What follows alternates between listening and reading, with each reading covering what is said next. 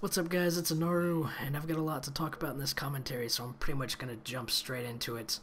The first of which being that it's pretty much 4:30 a.m. right now, so it is technically New Year's. So I would like to wish all of you guys a happy New Year, and hopefully you've been enjoying your holidays. And the time spending with family and all the good foods and things like that that come with it.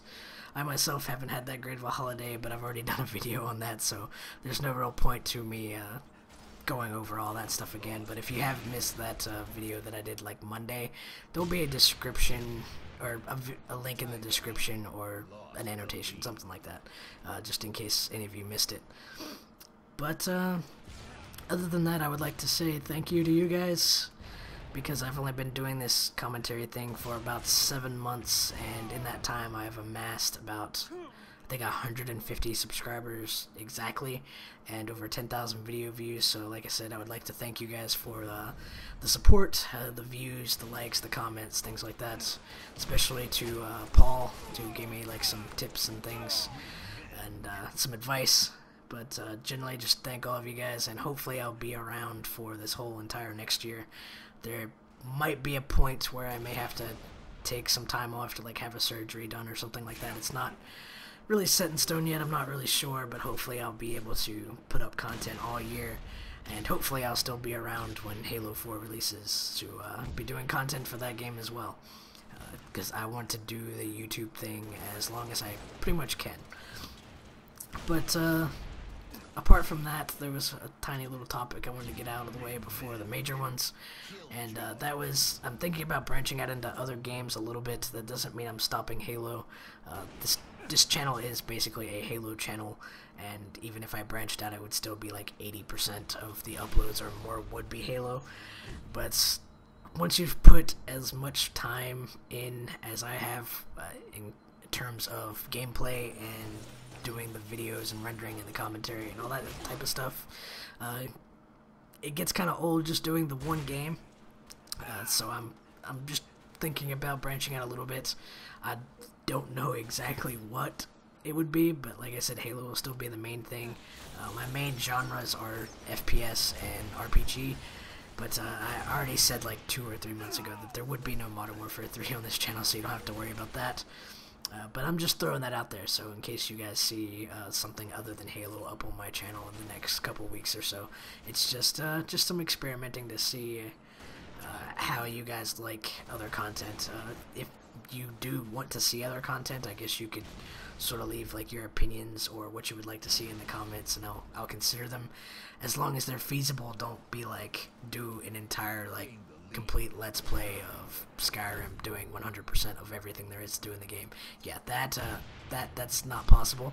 I would never try to pull that off. But after that, there's really 2 main topics for this gameplay or commentary, I mean, and they're gonna be the main bulk of this.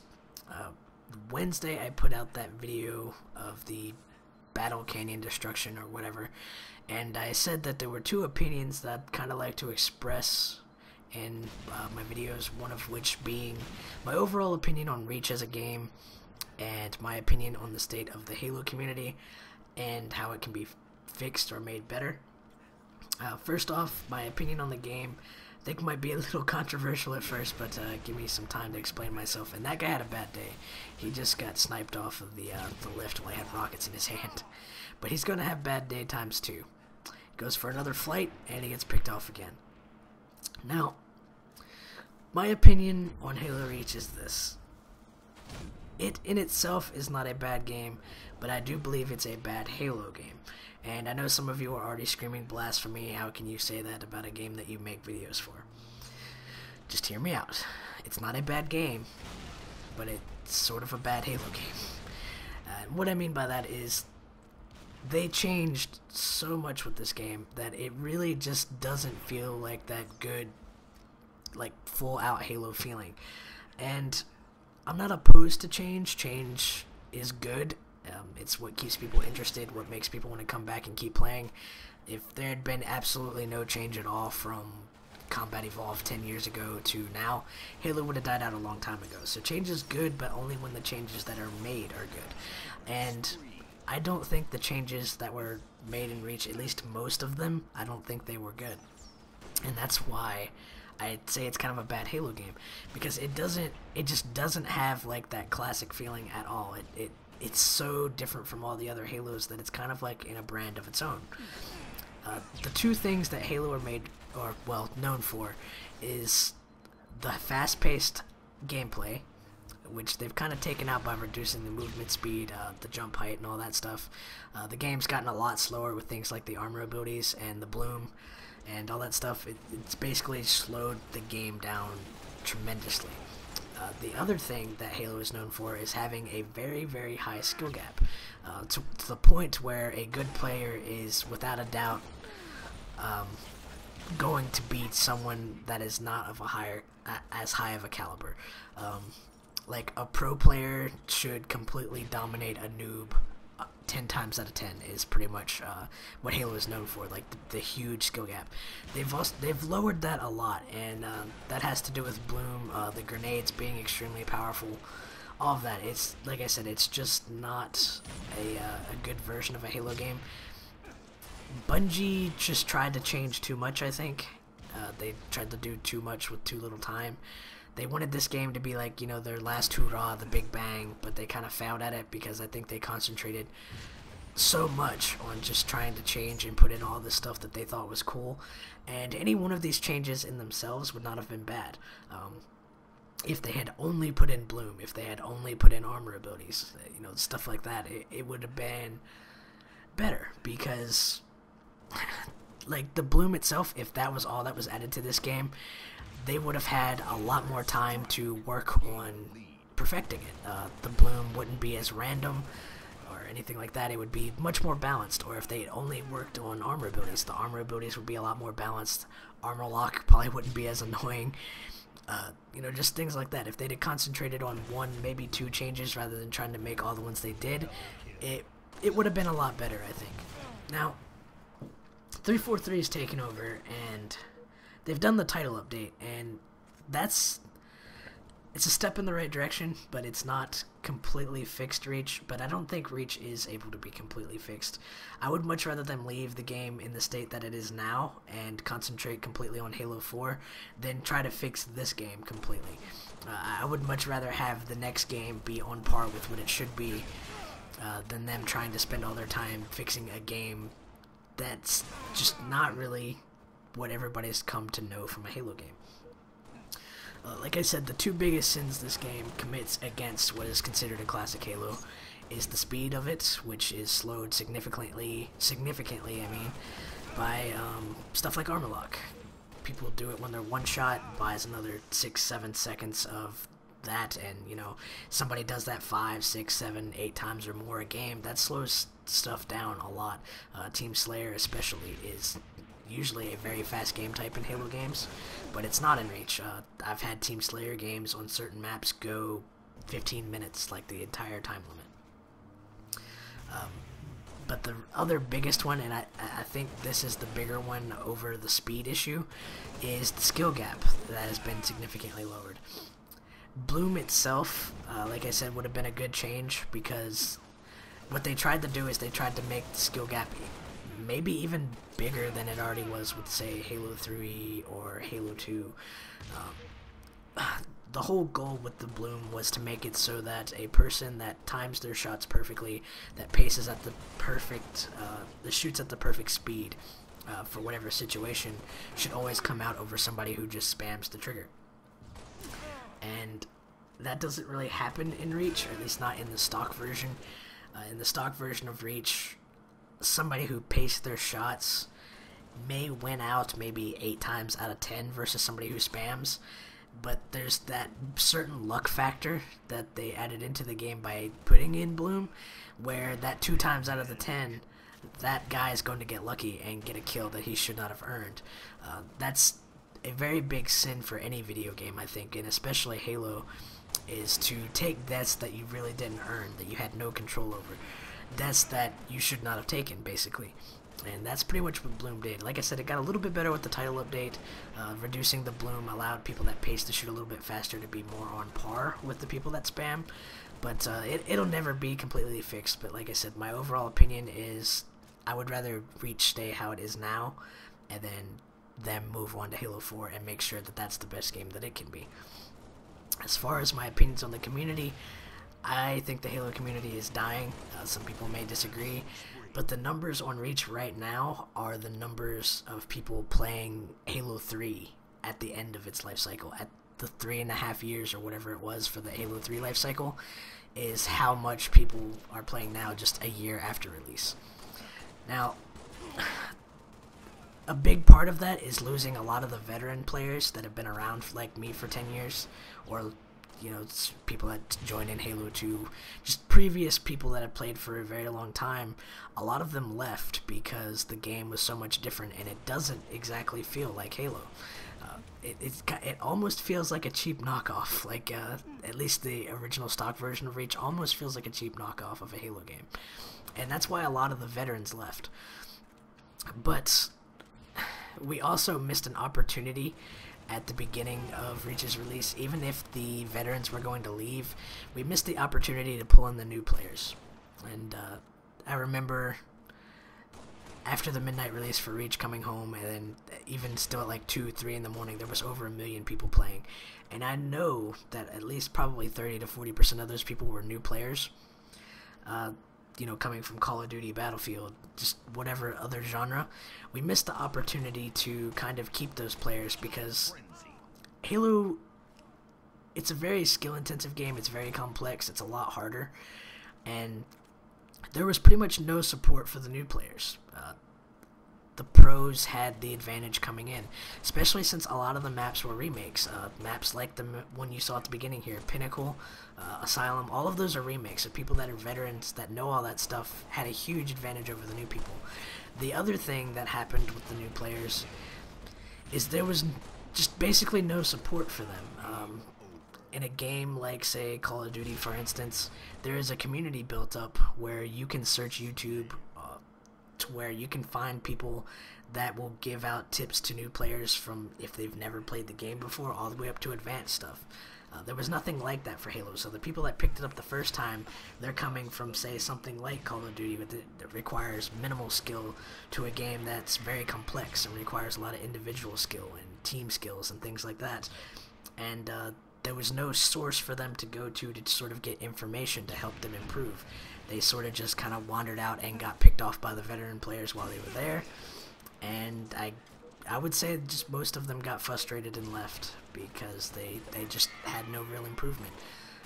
Halo itself for me probably took a good 3 or 4 months when I started 10 years ago, which is pretty much like 2000 BC and internet times, by the way. But when I started, it probably took me a good 3 or 4 months to get to the point where I would call myself a decent player, and then probably another year to a year and a half after that to where I could call myself a good player. And it's a huge time investment, but it can be significantly cut. Like back then, if there had been people doing videos to teach you how to do things, I would have improved a lot faster than I actually did. It wouldn't have taken me almost like 2 years to get to the point of being a very good player. And that's what the Halo community needs now. Reach is kind of like a lost cause, I would almost say. Not that we shouldn't upload content for it, but it's a lost cause in trying to resurrect the Halo community, is what I would say. If there is going to be a resurrection that takes place, it's going to need to be when Halo 4 comes out. When Halo 4 comes out, there needs to be an established sort of community, like a new community. The old Halo community is basically all montage and MLG. There needs to be a casual community as well, somebody to help the noobs. There needs to be somebody that helps intermediate players.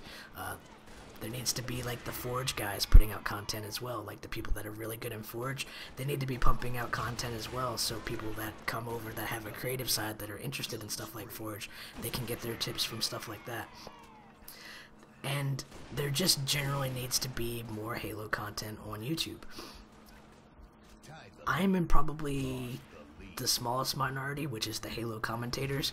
We're probably the smallest part of the community whenever you compare it to MLG or the montaging crew. We might be bigger than the Forgers, I'm not sure, but I'm sure there's quite a few people out there that do Forge. It's just that there's a lack of it on YouTube. There's not very many people capturing that type of stuff and putting out videos for it. Now, I'm not calling for, say, any person that has the money to go out and buy a capture card and to do gameplay commentaries and things like that. That's not what I'm saying at all. But I'm saying if you have an interest in it, it's worth trying. But you have to put the effort in to make the good content. If 50 people go out and buy a capture card and only 2 of them are willing to put in the time and effort, it's going to eventually turn into something like the Call of Duty community, where you have oversaturation of just bad commentators to the point where it gets so horribly flooded that the good ones can't really break through. Now, I'm not calling myself a beast commentator by any means. I would still consider myself an amateur, but I would at least give myself credit that I'm far off from being what I would consider a bad commentator. I still have a lot of room to improve, a lot of room to grow. I still haven't quite found my YouTube personality, you could say. Found what I'm extremely good at. Maybe pub stomping is my thing. Maybe being a pub star, just posting up the games that are like plus 25 kill death ratios, things like that. Maybe that's my thing. I'm not really sure. But that's just what needs to happen. Over the next year before Halo 4, there needs to be a new community established of everything. MLG, forgers, commentators, people that just do fun stuff like even just Griffball, Living Dead, whatever. There needs to be content from all different types of the community that's out and established, so that when the newcomers come and the veterans come back to try out Halo 4, there's something for them to go to. When the new players come out, and if Halo 4 is anything like it should be and has that huge skill gap, there needs to be a place for them to go on YouTube where they can find out how to get tips, how to get better, things to help them improve so that they might not get as frustrated and they might not be willing to quit. That's how you're going to revive it, is we have to have that basis.